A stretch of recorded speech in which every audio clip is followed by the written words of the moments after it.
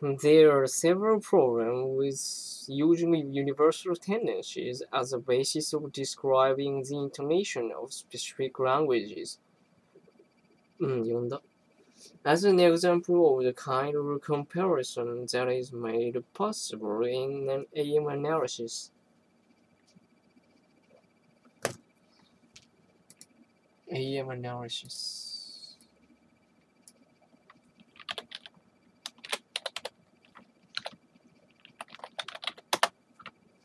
Comparison.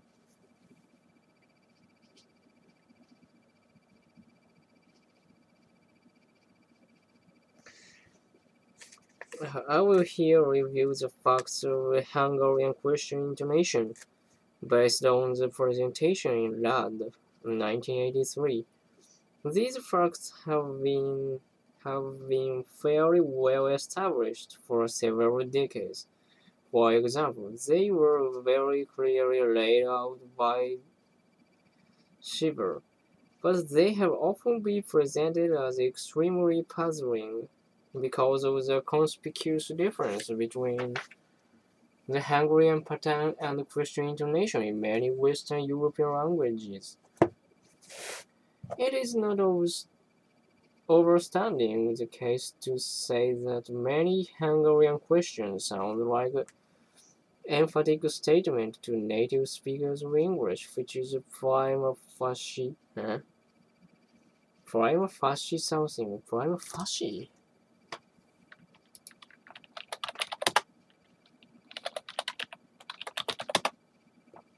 Prima facie. Prima facie.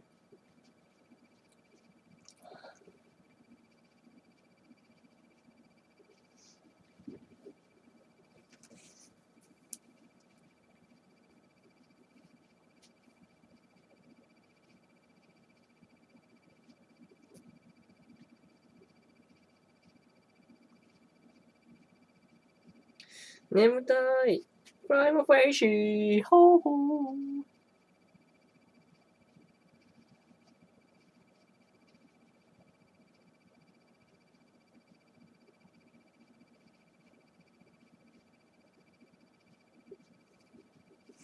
Something of a problem for a straightforward theory of international universals. Less conspicuously, the relation among lexical stress, focus, and pitch excursion is quite unlike what one might be led to expect on the basis of the Western European languages alone. From an AM viewpoint, there are two major differences between Hungarian question intonation and the kinds of rising control finds in English or French. First, in Hungarian, as in many languages including Russian, Romanian, and Greek, the neutral location for the nuclear accent in a yes/no question is on the finite verb. Second, though the pitch on the verb is low, the question tune ends with a high falling pitch movement, which sounds to speakers of many Western European languages like a declarative foreign accent, but which may Western European language like but which is not necessarily even associated with a stressed syllable. Dealing with the second of these differences first, we may say that the Hungarian question tune consists minimally of an L pitch accent followed by an HL edge tone sequence. The L star is associated with a lexically stressed syllable, which is invariably the initial syllable of the nuclear accented word. If there are at least two syllables following the nucleus, the HG tone is associated with the penultimate syllable. 何これ penultimate 眠すぎて死にそうですわ。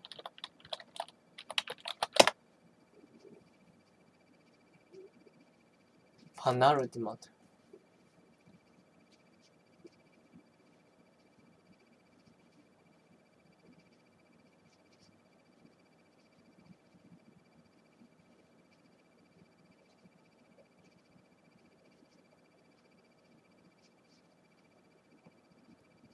아、これが大事だ。最後が2番目のか。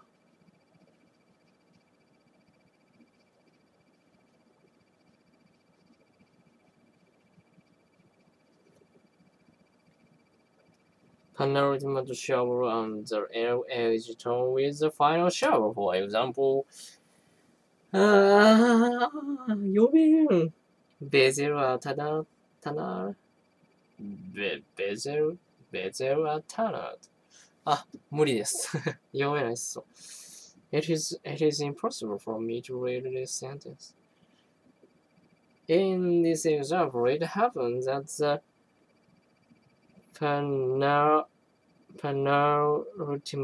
penultimate shovel is also the stressed shovels of tunnel, but that is a coincidence as well. We can see if we substitute the three shovels on.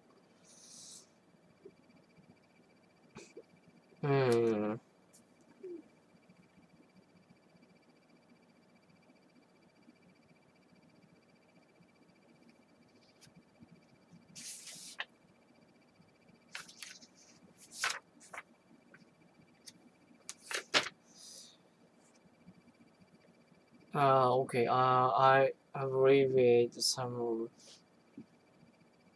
the phrase in this section. Here it's written here. The interaction of nucleus shift and world order change in these examples to convey different pragmatic messages is typical of Hungarian. The details are beyond the scope of this discussion, but it is worth pointing out that the fourth logical possibility, namely Vettel's version with the L-star question nucleus, that strikes native speakers as odd. The problem is that the intonation signal narrow focus on servers, but the syntax requires narrow focus constituents to occur before the verb.